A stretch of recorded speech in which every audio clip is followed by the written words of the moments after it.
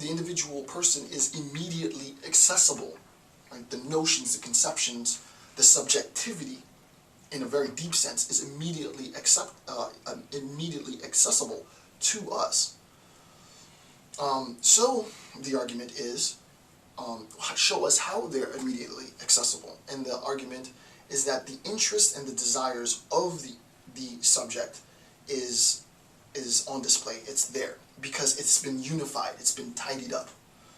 Her argument against Foucault and Deleuze is to say no, subjectivity in a Marxist sense is dislocated, that this interest and the desire is dislocated. There is a technical concept for that. She doesn't bring this up, but a proof of that is in the term acrasia. I've done videos on that. So I support, my interpretation of Spivak is I support what she's saying because I know about acrasia, and I've lectured on acrasia. You can have, and individuals do have, a dislocation between their interests and desires. Okay, so that gives her a little strength.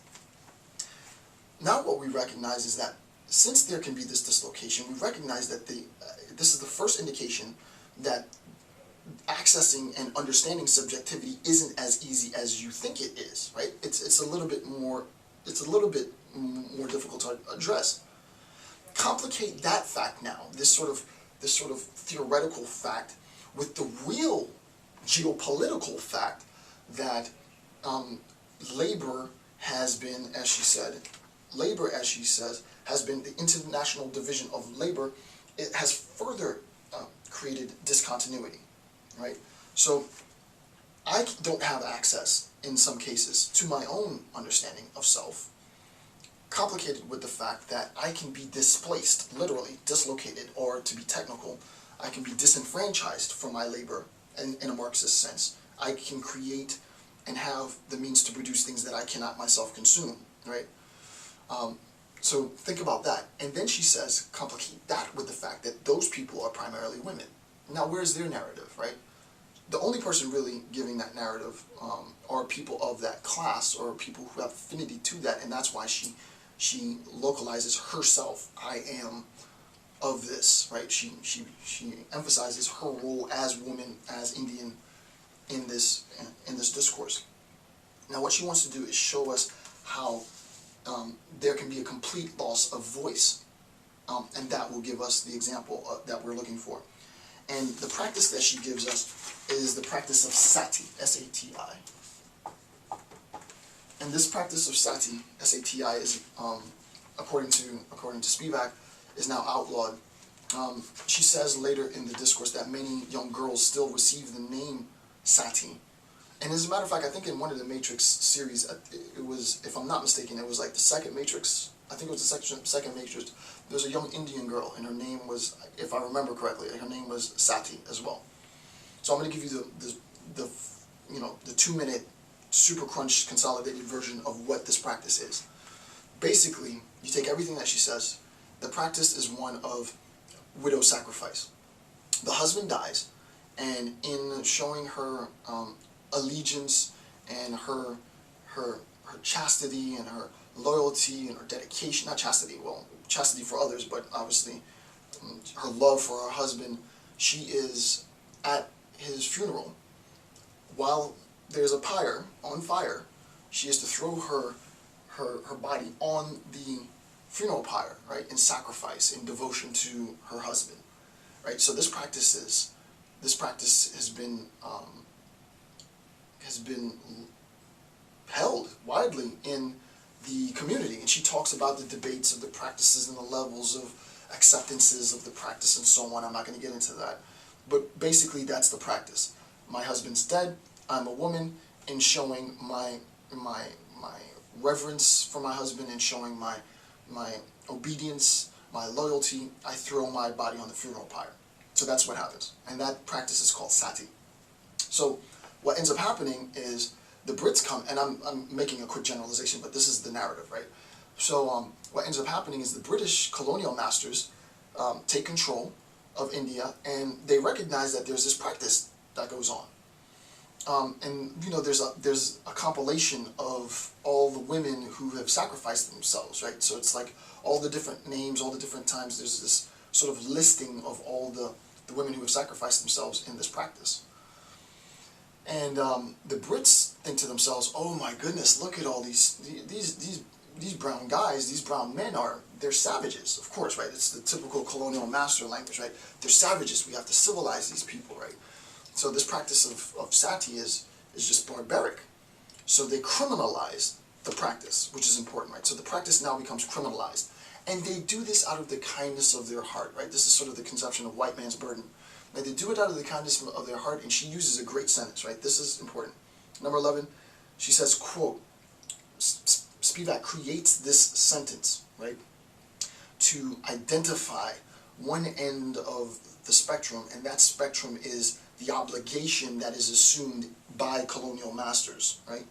Quote, she says, white men are saving brown women from brown men, right? White men are saving brown women from brown men. The brown man is the savage. He's there to destroy everything, including the brown woman. Colonial masters come in and they have this obligation, and that obligation is to save the brown women from these brown men. So what happens immediately? They criminalize the practice of sati. And you would think, you know, if this is the first time you're hearing about that, what's so bad about that? Right? That sounds like that sounds fine to me. I mean, that's crazy. Why would you throw your body on a funeral pyre? This is obviously barbaric. This is obviously uncivilized. This is obviously savage. People can't live in a society like that. Let's get rid of the practice. I agree. The Brits should have done that. I mean, if you believe that, fine, no problem. The problem of consciousness in the woman as subaltern is encapsulated in this sentence, right? The problem for her, for the particular woman, is now I'm faced with a bit of a dilemma. Thus the second sentence, right? So now that you can see the extremes. In the second sentence, this idea that, quote, brown men are saving brown women from brown men, right? White men are saving brown women from brown men, is set in contrast to the following sentence, right? And this sentence comes as a product of the Indian nativist argument, the indigenous population. The women actually wanted to die, right? So on the one hand, you have the woman here, right? And you have the practice of sati. And you have the woman's relationship to the practice of sati. Then you have the Brits here. And you have the nativist argument here. The governing discourse of power is the hegemony. The hegemony is colonialism as per dominant male discourse, because the white man has to save her, right, from the brown man. So on the one hand, you have the white man has to save her from the brown man. On the other hand, you have, I want to use the particular words, the woman actually wanted to die. Now what ends up happening is, where is her voice with respect to its relationship to this hegemonic power? Is there accessibility of her voice to this hegemonic discourse and power? If there's at least limited accessibility of her voice, then we might have some argument, right? The less limit, the less she has any power at all, any power of recognition at all. And if there isn't any voice, then she's spoken for, right? Someone is speaking for her. So, if we say the practice should be outlawed,